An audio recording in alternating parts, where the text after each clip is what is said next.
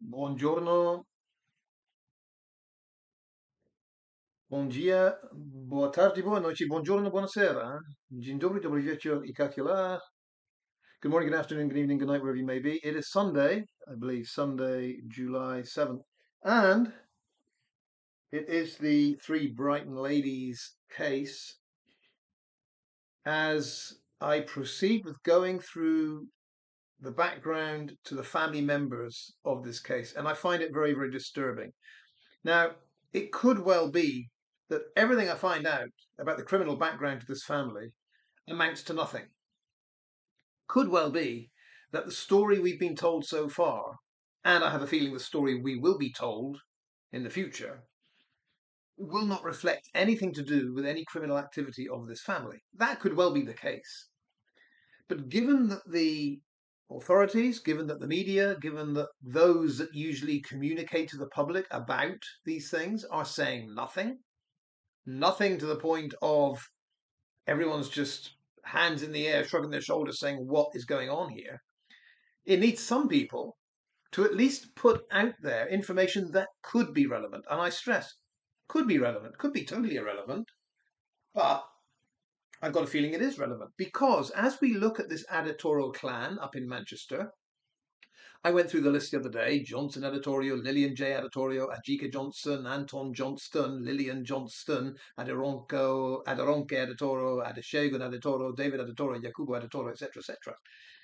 It does seem, two things emerge. It does seem that an awful lot of them, way beyond the average you'd ever expect, have done very long jail terms for very serious offences. As I said in the last video, it might be that the father of the three Brighton ladies, Joseph Jacobson, or Aderenni Adetoro, as he started out life as in the UK, it may be that he has no criminal background whatsoever, but those in his family that he communicates regularly with on social media, they all seem to. And we're going to explore another one today. The other day I mentioned that Wasiu Adetoro, arrested in Gibraltar, immigration violations, fake documents that were described as of high quality. Wasiu Adetoro, 2025, arrested in Gibraltar. David Adetoro made an appeal against his sentence for armed robbery and planned armed robberies. Did a long time in jail. Looks to me like he's the younger brother of the three Brighton ladies. Looks to me like he's an uncle of those ladies. We've got Lillian J Adetoro, also described as part of the gang that planned and executed the armed robberies. And Lillian J Adetoro, I mean, essentially the same name as Lillian Jacobson. Remember, Adetoro and Jacobson as last names are just interchangeable, it seems, in this family. Pick a last name. Go with that name for a few years, then switch to another name. And the guy that was given, what was he given? 8 life sentences for horrendous crimes, and including shooting people, ended up doing just 15 years. Olatunde Yakub Adetoro. Today we're going to explore the cousin of the three Brighton ladies, the cousin as per what we've been told so far, and that would be a certain Anton Johnson, also done time in prison for serious offences. Before I get into that story, let me just note that it does seem to be a pattern with this family that last names, and to a certain degree the first names, just seem interchangeable. I suspect what's going on here is that we have an even smaller number of Adetoros that have 2 or 3 different names and 2 or 3 different identities that they can switch to according to the occasion, according to the needs. Because the guy I'm going to feature today, Anton Johnson, and that's his name as per the Manchester Evening News, the guy that was sentenced to prison, Anton Johnson. On the electoral roll is Anton Johnstone, Stone, spelling of his last name, the end of his last name, Johnson, Johnsson, his regular name. To me, there's no doubt it's the same guy, lives at the same address. You can't tell me there's going to be an Anton Johnson and an Anton Johnstone in the same house in Manchester when there are only 3 Anton Johnsons in the whole of the country anyway. So logic tells me that Anton Johnstone and Anton Johnson, one and the same person. But why? Why do we have this difference in last name? His mother would be Adjika Johnson, and Adjika Johnson is the aunt to the 3 Brighton ladies that said so much in that Daily Mail interview about what jobs they had and how many messages they send their dad every day and how they learned to swim before the stepmother ever met them. Oh yes, the aunt, Adjika Johnson, had so much to say. And we need to go through that interview as well and analyse it, because there are contradictions in there, but you've got to look carefully.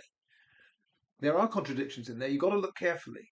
Adjika Johnson, also known as Jeek, or Jit, Auntie Jit. Does she also go by Adetoro? It wouldn't surprise me. If there's an Adjika Adetoro out there, it wouldn't surprise me. But it's the same person. So it's this aunt who has a son, Anton, that we're going to learn about today. But that is my accusation. I'm going to go out there and say that. I believe that in the background to the 3 Brighton ladies story, there is some kind of scam, fraud, identity theft involved, because it seems to me nearly all the family have these 2 or 3 different names that seem to be interchangeable. God knows how it works. They have one name on the electoral roll, one name that's reported in a newspaper article, one name they use on social media, but I mean, sometimes it's 1 or 2 letters different, but they all seem to do it. They all seem to do it. Why?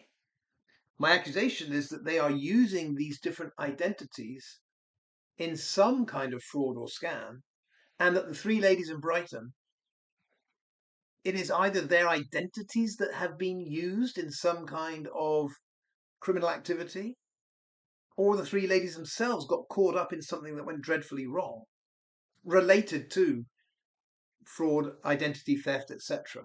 That is what I get the feeling here. I don't get the feeling anything normal is in the background of this case. It's all shady to my liking. All right. Anton Johnson, cousin of the 3 Brighton ladies. We go to the Manchester Evening News from January of 2013, so 13 years ago. And the headline is, 6 years is not enough for destroying my life. So I'm guessing the victim of Anton Johnson's crime is commenting on the 6-year sentence. 6 years is not enough for destroying my life.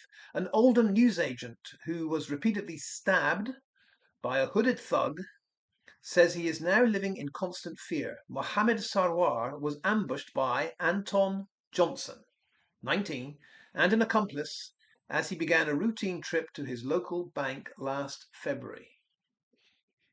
I will put a link to this article so you can read it at your leisure. An Oldham newsagent who was repeatedly stabbed by a hooded thug says he is now living in constant fear. Mohammed Sarwar was ambushed by Anton Johnson. It says Johnson first tried to thrust the 12-inch blade into his victim's stomach, but was foiled by the money bag containing mainly coins, which the businessman clutched in front of him. He then stabbed him at random, slashing his coat before sticking the knife into the side of his chest below the left armpit, then plunging it so hard into his lower arm that it went straight through, emerging on the other side. Doesn't get more gruesome than this. This is the Johnson Adetoro family of Manchester, whose daughters, we are told, 2 of them were found dead in the sea, 1 washed ashore. This is just background detail for you to muse on. Last week, Johnson, who has numerous previous convictions, there we go. He's 19 years old. He's in court for this horrendous stabbing of a shop owner, and he has numerous previous convictions for offences, including arson, assault, witness intimidation. Was sentenced to 6 years in young offenders institution. Strange how these episodes in the Adetoro clan's life never seem to feature in their social media posts, never a comment on it. It's all as if none of this ever happened. I hope PC Plod down in Sussex is taking note of the background to this, because if you don't take note of the background, you're missing out on a whole lot. Manchester's Minchell Street Crown Court heard he was snared by DNA evidence from his own spit taken from the scene of the crime. Johnson, who pleaded guilty to charges of robbery and possessing an offensive weapon, was said to have offered an apology to his victim, and the court was told he now has a young daughter, and for the first time in his life has shown responsibility, love, and kindness. Yeah, it's just a shame there wasn't much responsibility, love, and kindness when the knife plunged right through the arm of that shop owner and businessman, huh? Better late than never, they say in the Adetoro clan. Judge Adrian Smith told him, this man was clearly targeted. He had a routine of going to the bank, and you planned this attack.